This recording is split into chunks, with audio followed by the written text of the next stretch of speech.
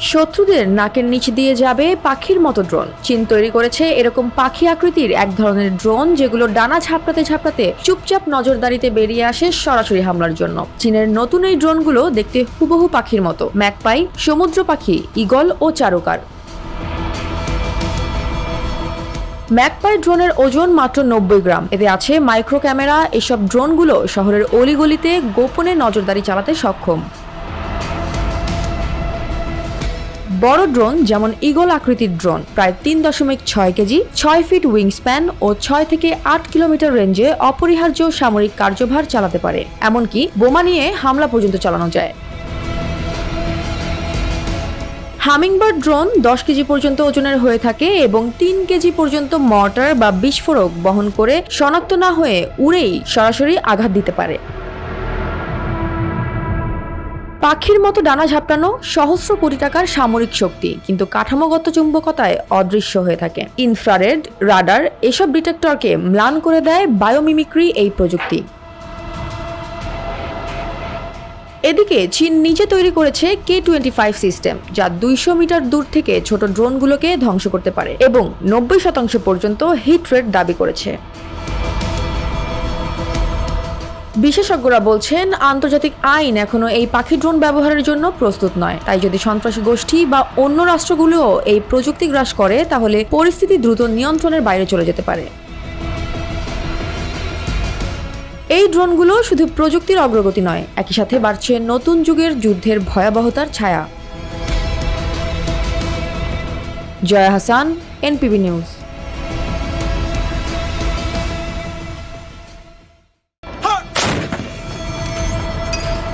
ধোঁয়া, গোলা আর প্রতিশোধ। মধ্যপ্রাচ্যের আকাশ যুদ্ধের রঙে রঞ্জিত। ইসরায়েল ইরানের মধ্যে 12 দিনের এক ভয়াবহ সংঘাত কাঁপিয়ে দিয়েছিল পুরো বিশ্বকে।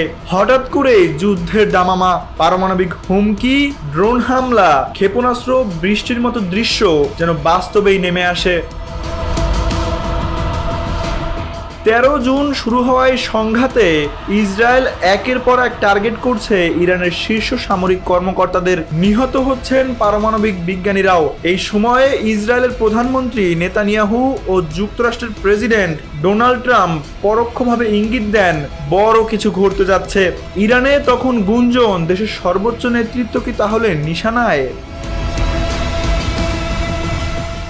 যুদ্ধের উত্তাপ যখন চূড়ান্ত পর্যায়ে, তখনই হঠাৎ নিখোঁজ ইরানের সর্বোচ্চ নেতা আয়াতুল্লাহ আলী খামেনি।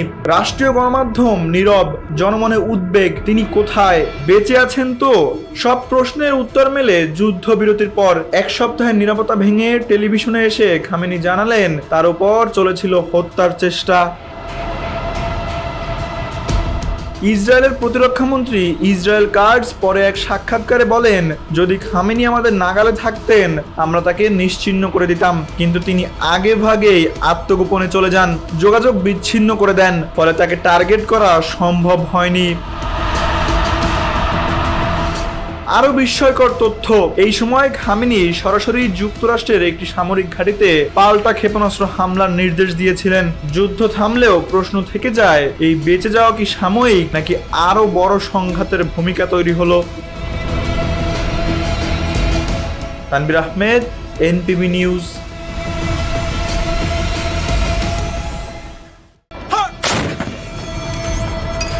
যুক্তরাষ্ট্রের মধ্যস্থতায় যুদ্ধবিরতি থাকলেও সাম্প্রতিক হামলা আর প্রতি হামলায় অচলাবস্থা তৈরি হয়েছে। ইসরায়েল ও যুক্তরাষ্ট্র ইরানের নিউক্লিয়ার ও সামরিক স্থাপনায় আঘাত হানার পর ইরান তার ক্ষেপণাস্ত্র ও ড্রোন দিয়ে পাল্টা হামলা চালিয়েছে। যুদ্ধবিরতি চলছে বটে, কিন্তু শান্তি নয়। 4টি বড় কারণে ইরান ইসরায়েল যুদ্ধ আবারও শুরু হতে পারে। এগুলোই এখন বিশ্ব রাজনীতির সবচেয়ে বড় আতঙ্ক। ইসরায়েল ও যুক্তরাষ্ট্রের হামলায় ইরানের কিছু পারমাণবিক স্থাপনা ক্ষতিগ্রস্ত হয়েছে ঠিকই, কিন্তু মূল কাঠামো এখনো টিকে আছে। বিশ্লেষকরা বলছেন, ভূগর্ভস্থ অনেক সেন্ট্রিফিউজ এখনো সচল।